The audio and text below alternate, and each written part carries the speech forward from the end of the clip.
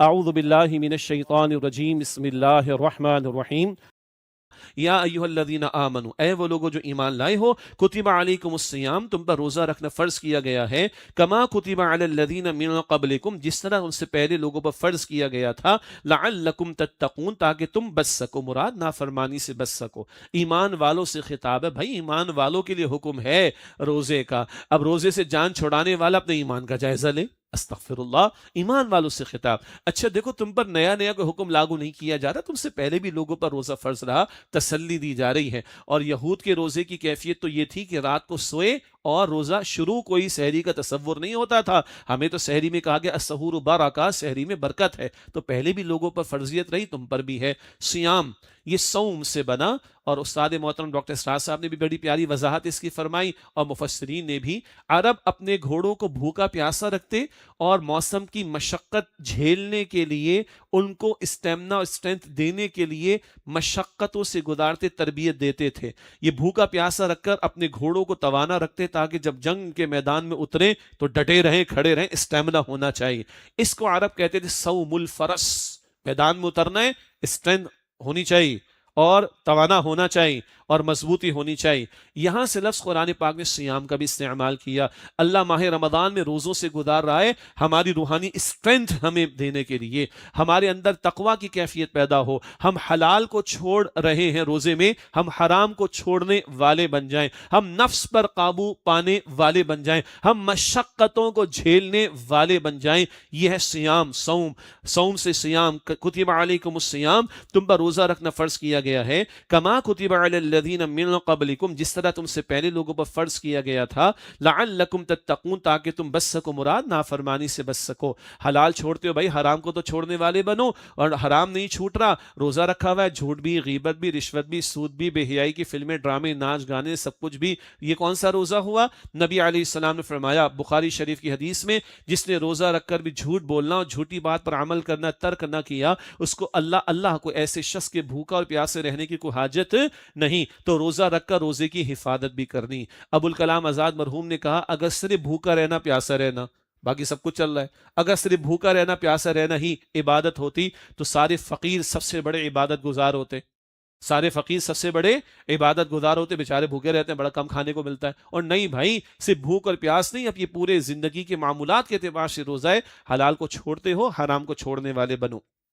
فرمایا ایام معدودات، یہ روزے گنتی کے چند دن کے ہیں۔ ایک رائے کے مطابق اول حکم تھا، تدریجاً شریعت کے احکامات آئے۔ شروع میں ہر مہینے کے 3 دن کے روزے لازم کیے گئے تھے، اور ہاں محرم کی 10 تاریخ عاشورہ کا روزہ بھی اول فرض کے درجے میں تھا۔ یہ شروع کی بات ہو رہی، ایام معدودات، یہ روزے گنتی کے چند دن کے ہیں۔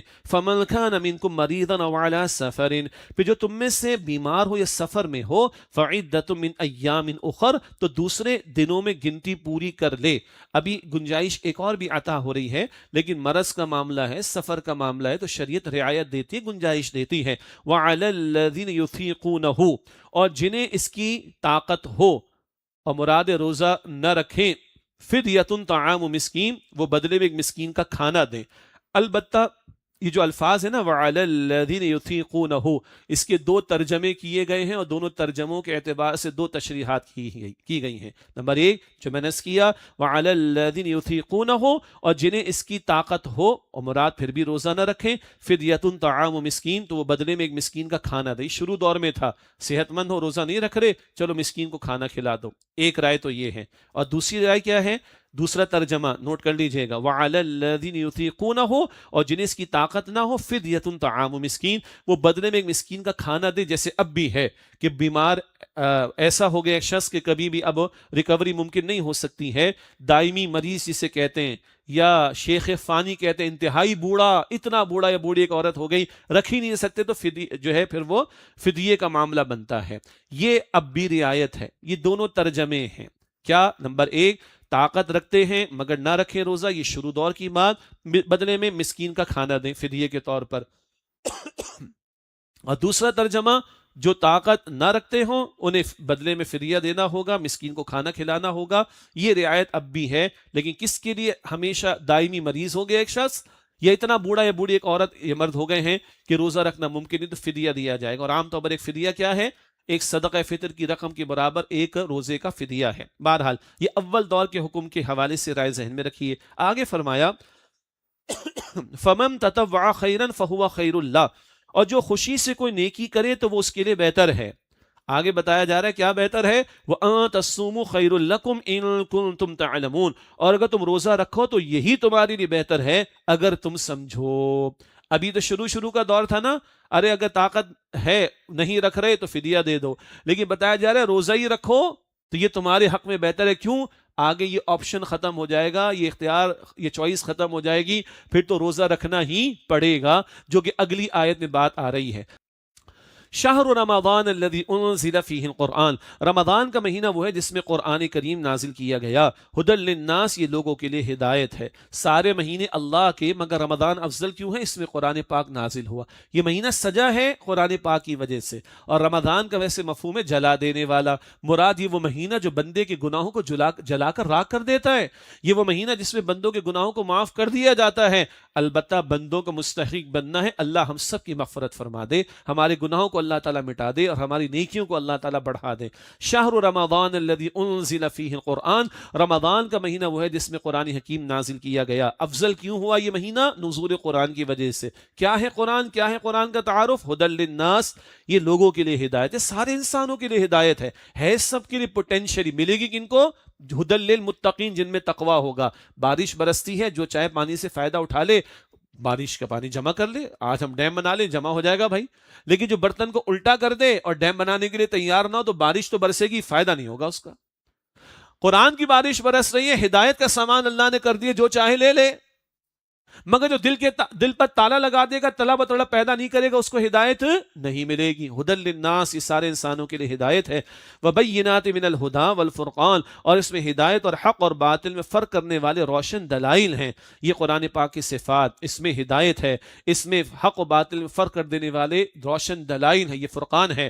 فمن شہد منکم الشہر فلیصم، لہذا تم میں سے جو بھی اس مہینے کو پائے تو اس مہینے کے روزے رکھے۔ اب یہ فرضیت آ گئی، لازم ہے کہ اس مہینے کے روزے رکھے، یہ فرضیت آ گئی۔ مسائل ہمیں سیکھنے چاہیے، ایک حدیث ذہن میں رکھنی چاہیے۔ مسند احمد کی روایت، نبی صلی اللہ علیہ وسلم نے ارشاد فرمایا، جس نے جان بوجھ کر ایک روزہ رمضان کا چھوڑ دیا، نہ کوئی بیماری، نہ کوئی شرعی عذر، نہ کوئی اور معاملہ، بس چھوڑا جان بوجھ کے ایک روزہ ماہ رمضان کا جس نے چھوڑ دیا، اب ساری زندگی بھی وہ رکھتا رہے تو اس کا ازالہ نہیں ہوگا، اس کا کمپنسیشن ممکن نہیں۔ باقی روزے کی قضا کفارے کے مسائل اپنی جگہ پر ہے، حضور تو یہ ڈراوا دے رہے، اس قدر اہم ہے ایک روزہ ماہ مبارک کا، ایک روزہ جان بوجھ کر جس نے چھوڑا اور ساری زندگی بھی اب وہ روزے رکھتا رہے تو اس کا ازالہ ممکن نہیں۔ اب یہ لازم کر دیا گیا، اس ماہ مبارک کے روزے فرض کر دیے گئے۔ ہاں، اب تو یہ نہیں کہ ہٹے کٹے ہو تو فدیہ دے دو، جان نہیں، اب جان نہیں چھوٹے گی، روزہ رکھنا پڑے گا بھائی۔ لیکن بیماری ہے یا سفر کا معاملہ، گنجائش ہے۔ فرمایا وَمَنْ كَانَ مَرِيضًا أَوْ عَلَى سَفَرٍ، اور جو بیمار ہو یا سفر کی حالت میں، فَعِدَّةٌ مِّنْ أَيَّامٍ أُخَرَ، تو دوسرے دنوں میں گنتی پوری کر لے۔ بیماری ایسی کہ بیماری کے بڑھ جانے یا جان کو خطرہ ہو جانے کا اندیشہ، اور ڈاکٹر بھی مشورہ دے رہا ہے، یقیناً مسلمان ڈاکٹر سے مشورہ کریں گے تو بھائی احتیاط کر لو، ابھی چھوڑ دو، بعد میں قضا کرو۔ سفر کی بہرحال مشقت تو ہوا کرتی ہے، سفر میں روزہ رکھنا کوئی بہت زیادہ یہ کوئی تقویٰ والی بات نہیں ہے، مشقت سفر کی ہوا کرتی ہے، گنجائش دی گئی ہے، کوئی بندہ برداشت کر سکتا ہے وہ اپنی جگہ پر ہے، گنجائش دی گئی ہے کہ چھوڑ دو، بعد میں قضا کر لینا۔ ومن کان مریضا او علی سفر فعدۃ من ایام اخر، تو جو بیمار ہو یا سفر کی حالت میں تو دوسرے دنوں میں گنتی پوری کر لے۔ یرید اللہ بکم اليسر ولا یرید بکم العسر، اللہ تمہارے لیے آسانی چاہتا ہے، وہ تمہارے لیے مشکل نہیں چاہتا۔ اور بھائی 30 یا 29 دن کے روزے فرض کیے، پورے سال کے روزے فرض نہیں کیے۔ صبح صادق سے غروب آفتاب تک کا فرض ہے بھائی، اور اب تو ہم جس موسم میں بڑی آسانی کا معاملہ ہے الحمدللہ۔ لیکن خزاں ہوں کے بہار لا الہ الا اللہ، فروری میں بھی رکھنے بھائی، مارچ میں بھی رکھنے، جون جولائی میں بھی رکھنے انشاءاللہ تعالی۔ مجھے حکم ھذا لا الہ الا اللہ۔ یرید اللہ بکم اليسر ولا یرید بکم العسر، اللہ تمہارے لیے آسانی چاہتا ہے، وہ تمہارے لیے مشکل نہیں چاہتا، یہ اللہ نے آسانی دی۔ اسی طرح خواتین کے مخصوص معاملات ہیں، حالت حمل کا معاملہ ہے، مشقت ہوتی ہے، بچے کو دودھ پلانا مشقت کا معاملہ ہے، چھوڑ سکتی ہیں، بعد میں قضا کرنے کا معاملہ ہوگا۔ پھر جو خواتین کے اپنے خاص مخصوص ایام کے معاملات ہوتے ہیں روزہ نہیں رکھنا، بعد میں قضا کرنی ہوگی، مسائل سیکھنے چاہیے، عمل کرنا چاہیے، اللہ نے آسانی فرمائی۔ البتہ یاد رکھیے شریعت میں آسانی وہ ہے جو اللہ اور اللہ کے رسول نے عطا فرمائی، یعنی خود ہم آسانیاں تلاش کر کے آسان، بھائی دین تو بڑا آسان ہے، حدیث ہے الدین یسرن، وہ دین ہے جو حضور نے آسان بتایا صلی اللہ علیہ وسلم، ہمارا والا نہیں۔ کیا کریں جی، بچہ رات کو بڑی دیر تک جاگتا رہتا ہے، کیا کریں جی، بڑی مشقت کا معاملہ ہے، فجر میں سوتا ہے تو چلو کوئی بات نہیں، ہاں انا للہ و انا الیہ راجعون۔ کیا کریں جی، ماحول ایسا ہو گیا رات کو 2-3 سے پہلے ہم سو ہی نہیں سکتے، فجر میں کیسے اٹھیں، چلو جی اللہ بڑا رحیم ہے، اللہ معاف فرمائے گا۔ او بھائی اللہ معاف فرمائے گا، معافی کے مستحق تو بنو، یہ تم نے اپنے پاس سے کہاں سے نکال لیا؟ پھر جو جاب پہ ہے وہ کہے گا بھائی ظہر بڑی مشکل ہو گئی، بڑا پرابلم ہو جاتا ہے، بھائی ظہر تو بڑی مشکل ہو گئی، کیا کریں؟ اثر کا مسئلہ ہے کہ مارکیٹ سے نکلتے ہیں، آفس سے نکلتے ہیں، تو پھر تو کوئی نماز نہیں بچے گی بھائی۔ اپنی نہیں، رب کی دی ہوئی آسانی، اپنے من چاہے معاملات نہیں، حضور کی بتائی ہوئی آسانی ذہن میں رہے صلی اللہ علیہ وسلم۔ یرید اللہ بکم اليسر ولا یرید بکم العسر، اللہ تمہارے لیے آسانی چاہتا ہے اور وہ تمہارے لیے مشکل نہیں چاہتا۔ ولی تکملوا العدۃ، اور یہ چاہتا ہے کہ تم گنتی پوری کرو، جو رہ گئے بعد میں قضا کرنی ہے، گنتی پوری کر لو۔ یہ کیوں اتنا زور دیا گیا؟ روزے فرض ہیں اور گنتی پوری کرنا کیوں؟ ولی تکبروا اللہ، اور اللہ کی بڑائی کا اظہار کرو۔ رمضان کی تکمیل ہوتی، مسلمان عید مناتے ہیں، ہلا گلا کرتے ہیں، اب تو کر رہے ہیں، لیکن آغاز کیسے کرتے دن کا؟ اللہ اکبر لا الہ الا اللہ واللہ اکبر اللہ اکبر وللہ الحمد، اللہ کی بڑائی بیان کرتے ہیں۔ وَلِتُكَبِّرُوا اللَّهَ عَلَى مَا هَدَاكُمْ، اور اللہ کی بڑائی کا اظہار کرو اس پر کہ اس نے تمہیں ہدایت عطا فرمائی۔ ہدایت کس شکل میں ملی؟ قرآن پاک کی شکل میں، سنیے وَلَعَلَّكُمْ تَشْكُرُونَ، اور تم شکر ادا کرو۔ یہ قرآن اتنی عظیم کتاب رمضان میں عطا ہوا تو رمضان افضل ہوا۔ یہ روزے کیوں رکھوائے جا رہے ہیں؟ قرآن پر اللہ کی بڑائی بیان کرنے کے لیے، توجہ رہے، کیوں عطا کیے گئے روزے؟ وَلَعَلَّكُمْ تَشْكُرُونَ، تاکہ تم شکر ادا کرو۔ یہ قرآن اتنی عظیم نعمت ہے، یہ اتنی عظیم نعمت ہے کہ اس پر شکرانہ ادا کرنا ہے تم نے۔ کروڑوں مسلمانوں کو اللہ مشقت سے گزار رہا ہے، یہ قرآن اتنا عظیم ہے کہ مشقت بھری عبادت تم برداشت کرو اور اللہ کی بڑائی بیان کرو اس قرآن کے ملنے پر، اور اللہ کا شکر ادا کرو۔ شکر یہ بھی ہے جو ہم ادا کر رہے ہیں، سمجھ رہے ہیں، سیکھ رہے ہیں، اور عزم ہے کہ انشاءاللہ عمل بھی کریں گے۔ اللہ ہم سب کو اس کی توفیق عطا فرمائے۔ وآخر دعوانا ان الحمد للہ رب العالمین، والسلام علیکم ورحمۃ اللہ وبرکاتہ۔